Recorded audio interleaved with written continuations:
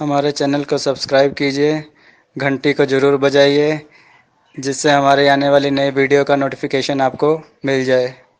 जय श्री राम भक्तों, आज हम कथा श्रवण करेंगे एक राजा और उसकी विश्वासघात करने वाली पत्नी की। आइए कथा श्रवण करें। किसी नगर में एक राजा राज्य करते थे। वे राजा न सिर्फ अपना राजकाज पूरे मनोयोग से चलाते थे, बल्कि त्याग, दानवीरता, दया, वीरता इत्यादि अनेक गुणों से धनी थे। वे किसी तपस्वी की भांति अन्न जल का त्याग कर लंबे समय तक तपस्या में लीन रह सकते थे।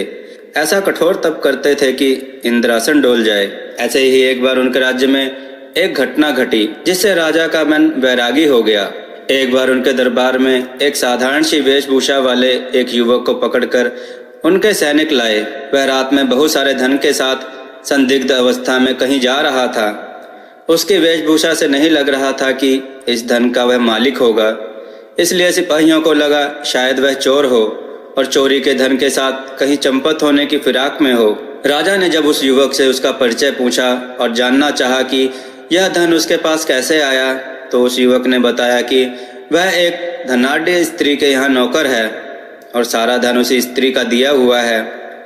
अब राजा की जिज्ञासा बढ़ गई और उसने जानना चाहा कि उस स्त्री ने उसे यह धन क्यों दिया और वह धन लेकर कहाँ जा रहा था। इस पर युवक बोला कि अमुक जगह रुककर स्त्री ने प्रतीक्षा करने को कहा था। दरअसल उस स्त्री के उससे अनैतिक संबंध हैं और वह उससे अपने पति की हत्या करके आकर मिलने वाली थी। दोनों सारा धन लेकर कहीं दूर जाते और आराम से जीवन व्यतीत करते। राजा ने उसकी बातों की सत्यता की जांच करने के लिए तुरंत उसके बताए पते पर अपने सैनिकों को भेजा। सिपाहियों ने आकर खबर दी कि उस स्त्री को अपने नौकर के गिरफ्तार होने की सूचना मिल चुकी है। अब वह विलाप करके कह रही है कि लुटेरों ने सारा धन लूट लिया और उसके पति की हत्या करके भाग गए। उसने पति की चिता सजाई और खुद को पतिव्रता साबित करने के लिए सती होने की योजना बना रही है। सुबह युवक को साथ लेकर सिपाहियों के साथ राजा उस स्त्री के घर पहुंचे तो दृश्य देखकर सचमुच चौंक गए। स्त्री अपने पति की चिता पर बैठ चुकी थी और चिता को अग्नि लगाने वाली थी। राजा ने चिता को अग्नि देने वाले को रोक दिया तथा उस स्त्री को चिता से उतरने को कहा। उसने सारा धन उसे दिखाया तथा नौकर को आगे लाकर बोले कि सारी सच्चाई का उन्हें पता चल गया है। उन्होंने इस स्त्री को त्रिया चरित्र का त्याग करने को कहा तथा राजदंड भुगतने को तैयार हो जाने की आज्ञा दी। स्त्री कुछ क्षणों के लिए तो भयभीत हुई, मगर दूसरे ही पल बोली कि राजा को उसके चरित्र पर उंगली उठाने से पहले अपनी छोटी रानी के चरित्र की जांच करनी चाहिए। इतना कहकर वह बिजली की फुर्ती से चिता पर कूदी और उसने आग लगाकर सती हो गई। कोई कुछ कहता वह स्त्री जलकर राख हो गई। भक्तों, राजा सिपाहियों सहित अपने महल वापस लौट आए। उन्हें उस स्त्री के अंतिम शब्द अभी तक जला रहे थे। उन्होंने छोटी रानी पर निगाह रखनी शुरू कर दी, क्योंकि भक्तों, अगर कोई भी किसी के मन में शंका पैदा कर दे तो आदमी अवश्य ही उस चीज की जांच करता है। तो भक्तों, आइए कथा की ओर आगे चलते हैं। एक रात उन्हें सोता समझकर छोटी रानी उठी और पिछले दरवाजे से महल से बाहर निकल गई। राजा भी दबे पांव उसका पीछा करने लगे। चलकर वह कुछ दूर पर धूनी रमाए एक साधु के पास गई। साधु ने उसे देखा तो उठ गया और उसे लेकर पास बनी कुटिया के अंदर दोनों चले गए। राजा ने कुटिया में जो देखा वह उनके लिए असहनीय था। रानी निर्वस्त्र होकर उस साधु का आलिंगन करने लगी तथा दोनों पति पत्नी की तरह मिलने लगे। राजा ने सोचा कि छोटी रानी को इतना प्यार करते हैं, फिर भी वह विश्वासघात कर रही है। उनका क्रोध सीमा पार कर गया और उन्होंने कुटिया में घुसकर उस साधु तथा छोटी रानी को मौत के घाट उतार दिया। जब वे महल लौटे तो उनकी मानसिक शांति जा चुकी थी। वे हमेशा बेचैन तथा खिन्न रहने लगे। सांसारिक सुखों से उनका मन उचाट हो गया तथा मन में वैराग्य की भावना ने जन्म ले लिया। उन्हें लगता था कि उनके धर्म कर्म में जरूर कोई कमी थी, जिसके कारण भगवान ने उन्हें छोटी रानी के विश्वासघात का दृश्य दिखाकर दंडित किया। यही सब सोचकर उन्होंने राजपाट का भार अपने मंत्रियों को सौंप दिया और खुद समुद्र तट पर तपस्या करने चल पड़े। समुद्र तट पर पहुंचकर उन्होंने सबसे पहले एक पैर पर खड़े होकर समुद्र देवता का आह्वान किया। उनकी साधना से प्रसन्न होकर जब समुद्र देवता ने उन्हें दर्शन दिए तो उन्होंने समुद्र देवता से एक छोटी सी मांग पूरी करने की विनती की। उन्होंने कहा कि उनके तट पर वे कुटिया बनाकर अखंड साधना करना चाहते हैं और अपनी साधना निर्विघ्न पूरा करने का उनसे आशीर्वाद चाहते हैं।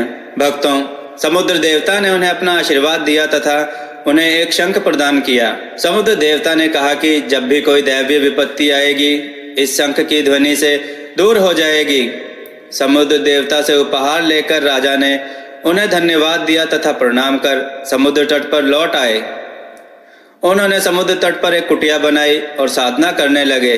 उन्होंने लंबे समय तक कठिन साधना की कि देवलोक में हड़कंप मच गया। सारे देवता बात करने लगे कि अगर राजा इसी प्रकार साधना में लीन रहे तो इंद्र के सिंहासन पर अधिकार कर लेंगे। इंद्र को अपना सिंहासन खतरे में दिखाई देने लगा। उन्होंने अपने सहयोगियों को साधना स्थल के पास इतनी अधिक वर्षा करने का आदेश दिया कि पूरा स्थान जलमग्न हो जाए और राजा कुटिया सहित पानी में बह जाए। बस आदेश की देर थी, बहुत भयंकर बारिश शुरू हो गई। कुछ ही घंटों में सचमुच सारा स्थान जलमग्न हो जाता और राजा कुटिया सहित जल में समा गए होते। लेकिन समुद्र देव ने उन्हें आशीर्वाद जो दिया था, उस वर्षा का सारा पानी उन्होंने पी लिया तथा साधना स्थल पहले की भांति सूखा ही रहा। इंद्र ने जब यह अद्भुत चमत्कार देखा तो उनकी चिंता और बढ़ गई। उन्होंने अपने सेवकों को बुलाकर आंधी तूफान का सहारा लेने का आदेश दिया। इतने भयानक वेग से आंधी चली कि कुटिया तिनके तिनके होकर बिखर गई। सब कुछ हवा में रुई की भांति उड़ने लगा। बड़े बड़े वृक्ष उखड़कर गिरने लगे। राजा के पांव भी उखड़ते हुए मालूम पड़े। लगा कि आंधी उन्हें उड़ाकर साधना स्थल से दूर कहीं फेंक देगी। राजा को समुद्र देव द्वारा दिया गया शंख याद आया और उन्होंने शंख को जोर से फूंका। शंख से बड़ी तीव्र ध्वनि निकली। शंख की ध्वनि के कारण आंधी तूफान का पता नहीं चला। वहां ऐसी शांति छा गई मानो कभी आंधी आई ही ना हो। अब तो इंद्रदेव की चिंता और भी बढ़ गई। उन्हें सूझ नहीं रहा था कि राजा की साधना कैसे भंग की जाए। अब राजा की साधना को केवल अप्सराओं का आकर्षण ही भंग कर सकता था। उन्होंने तिलोत्मा नामक अप्सरा को बुलाया तथा उसे जाकर राजा की साधना भंग करने को कहा। तिलोत्मा अनुपम सुंदरी थी और उसका रूप देखकर कोई भी कामदेव के बाणों से घायल हुए बिना नहीं रह सकता था। तिलोत्मा साधना स्थल पर उतरी तथा मनमोहक गायन वादन और नृत्य द्वारा राजा की साधना में विघ्न डालने की चेष्टा करने लगी। मगर वैरागी राजा का क्या बिगाड़ पाती। राजा ने शंख को फूंक मारी और तिलोत्मा को ऐसा लगा जैसे किसी ने उसे आग की ज्वाला में ला पटका हो। भयानक ताप से वह उद्विग्न हो गई तथा वहां से उसी क्षण अदृश्य हो गई। जब यह युक्ति भी कारगर नहीं हुई तो इंद्र का आत्मविश्वास पूरी तरह डोल गया। उन्होंने खुद ब्राह्मण का वेश धरा और साधना स्थल आए। वे जानते थे कि ये राजा कभी भी किसी को निराश नहीं करते तथा सामर्थ्य अनुसार दान देते हैं। जब इंद्र राजा के पास पहुंचे तो राजा ने उनके आने का प्रयोजन पूछा। उन्होंने राजा से भिक्षा देने को कहा तथा भिक्षा के रूप में उनकी कठिन साधना का सारा फल मांग लिया। राजा ने अपनी साधना का सारा फल उन्हें सहर्ष दान कर दिया। साधना फल दान क्या दिया कि इंद्र को अभय दान मिल गया। उन्होंने प्रकट होकर राजा की महानता का गुणगान किया और आशीर्वाद दिया। उन्होंने कहा, हे राजन, तुम अपने राज्य लौट जाओ, उन पर न्याय पूर्वक राज करो। तुम्हारे राज्य में कभी अकाल सूखा नहीं पड़ेगा। सारी फसलें समय पर और भरपूर होंगी। इतना कहकर इंद्र अंतर ध्यान हो गए और राजा खुशी पूर्वक अपने राज्य लौट आए। भक्तों, आपको यह कथा कैसी लगी कमेंट में अवश्य बताएं। भक्तों, हमें इंस्टाग्राम पर अवश्य फॉलो करें, जिसका लिंक डिस्क्रिप्शन में दिया गया है। जय श्री राम भक्तों। जय श्री राम भक्तों।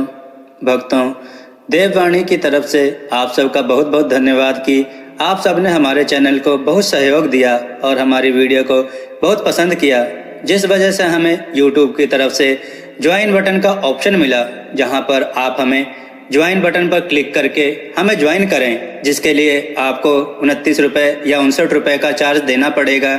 जो हमें ज्वाइन करेगा उन्हें हम कई तरह की सुविधाएं देंगे और उनके कमेंट्स का जवाब देंगे। यहाँ हम आपको कथा कहानियों के टिप्स भी देंगे और हम आपके सुझाव पर वीडियो बनाने की पूरी कोशिश करेंगे और हम आपका नाम वीडियो में जरूर लेंगे। धन्यवाद।